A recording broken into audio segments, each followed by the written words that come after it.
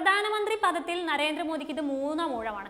രാഷ്ട്രപതി ഭവനിൽ വെച്ച് മൂന്നാമതും സത്യപ്രതിജ്ഞ ചെയ്ത് അധികാരത്തിലേറി മോദി നയിക്കുന്ന NDA സർക്കാർ ഭരണപദത്തിലെത്തുമ്പോൾ 72 അംഗ മന്ത്രിസഭയിൽ 30 ക്യാബിനറ്റ് അംഗങ്ങളും 5 സ്വതന്ത്രരും 36 സഹമന്ത്രിമാരുമാണ് ഉള്ളത്. സത്യപ്രതിജ്ഞ റിപ്പോർട്ട് ചെയ്യാൻ ഇന്ത്യൻ മാധ്യമങ്ങൾ കാണിച്ച ആവേശത്തിൽ തെല്ലും കുറവ് വരാതെയായിരുന്നു വിദേശ മാധ്യമങ്ങളുടെയും റിപ്പോർട്ടിംഗ്. ഡൽഹിയിലെ രാഷ്ട്രീയ കാറ്റിന് രൂപമാറ്റം എന്നായിരുന്നു ദി ന്യൂയോർക്ക് ടൈംസ് NDA സർക്കാരിന്റെ സത്യപ്രതിജ്ഞ റിപ്പോർട്ട് ചെയ്തുകൊണ്ട് കുറിച്ചത്. മോദിക്കൊപ്പമുള്ള മന്ത്രിസഭയിൽ സഖ്യകക്ഷികൾ തങ്ങളുടെ പദവിയും പ്രസക്തിയും സ്പോട്ട്ലൈറ്റും ഒക്കെ ആസ്വദിക്കുകയാണെന്ന് പത്രം പറയുന്നുണ്ട്. അതേസമയം BBC പ്രതിപക്ഷത്തിന്റെ മുന്നേറ്റത്തിനും പ്രാധാന്യം നൽകി. ഇന്ത്യയിൽ പ്രതിപക്ഷത്തിന്റെ ഉയർത്തെഴുന്നേൽപ്പ് കണ്ട തെരഞ്ഞെടുപ്പാണ് നടന്നതെന്നായിരുന്നു BBCയുടെ റിപ്പോർട്ട്. കാര്യമായ വിലയിരുത്തലുകൾ നടത്താതെ ഒബ്ജക്റ്റീവായ രീതിയിലാണ് BBC പിന്തുടർന്നതെങ്കിലും എക്സിറ്റ് പോൾ പ്രവചനങ്ങൾക്ക് വിപരീതമായി നേരിയ മാർജിനിലായിരുന്നു NDAയുടെ വിജയമെന്ന് എടുത്തു പറയാൻ മറന്നിട്ടില്ല.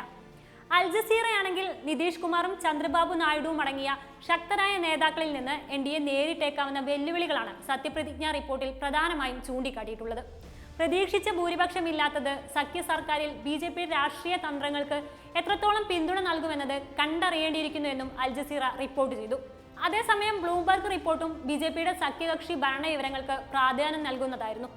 BJPക്ക് ഒറ്റയ്ക്ക് ഭൂരിപക്ഷം നേടാനാവാതെ വന്ന തെരഞ്ഞെടുപ്പാണ് കഴിഞ്ഞതെന്നാണ് ബ്ലൂംബർഗിന്റെ റിപ്പോർട്ട്. ആഡംബരപൂർണമായ സത്യപ്രതിജ്ഞാ ചടങ്ങിലെ അതിഥി സൽക്കാരത്തിൻ്റെതുൾപ്പെടെ വിശദവിവരങ്ങളും ബ്ലൂംബർഗ് വിസ്തരിച്ചെഴുതിയിട്ടുണ്ട്.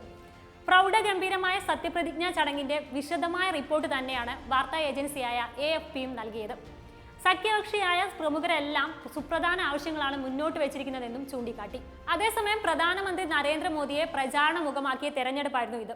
എന്നാൽ ഫലം വന്നപ്പോൾ പ്രധാനമന്ത്രി നരേന്ദ്രമോദിയുടെ വ്യക്തിപ്രഭാവം ഇക്കുറി BJPയെ തുണച്ചില്ലെന്ന് മാത്രമല്ല, മോദി പുറത്തിറക്കിയ വർഗീയ അജണ്ടകളെല്ലാം ജനം പൊളിച്ച് കയ്യിൽ കൊടുക്കുകയും ചെയ്തു. മോദിയുടെ തിളക്കമില്ലാത്ത ജയത്തെ വിദേശ മാധ്യമങ്ങളും അതേ രീതിയിലാണ് റിപ്പോർട്ട് ചെയ്തിരുന്നത്. മോദിയുടെ പഴയ പ്രതാപം ഈ ഭരണകാലത്ത് ഉണ്ടാവില്ലെന്നായിരുന്നു മാധ്യമ വിലയിരുത്തൽ. മോദിയും അദ്ദേഹത്തിന്റെ പാർട്ടിയും അതിശയകരമായ തിരിച്ചടിയാണ് നേരിട്ടതെന്നായിരുന്നു വാഷിംഗ്ടൺ പോസ്റ്റിന്റെ പ്രതികരണം.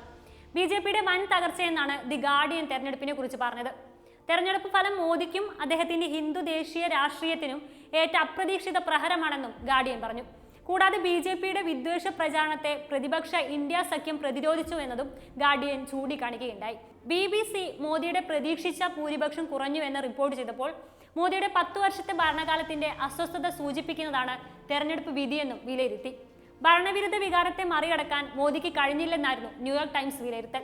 തെരഞ്ഞെടുപ്പിൽ മോദി വിജയം പ്രഖ്യാപിക്കുന്നുണ്ടെങ്കിലും പാർട്ടി ഞെട്ടിക്കുന്ന നഷ്ടം നേരിടുകയാണെന്നാണ് CNN റിപ്പോർട്ട് ചെയ്തത്. ഇന്ത്യൻ രാഷ്ട്രീയ അന്തരീക്ഷത്തിലെ നാടകീയമായ മാറ്റവും എക്സിറ്റ് പോളുകളും അടിസ്ഥാന യാഥാർത്ഥ്യങ്ങളും തമ്മിലുള്ള പൊരുത്തക്കേടുകളും ഉയർത്തിക്കാട്ടിയായിരുന്നു അൽ ജസീറയുടെ റിപ്പോർട്ട്. അയോധ്യ, ഫൈസാബാദ് എന്നിവിടങ്ങളിലെ BJPയുടെ അപ്രതീക്ഷിത തോൽവിയും ശ്രദ്ധയിൽപ്പെടുത്തിയിരുന്നു അൽ ജസീറ.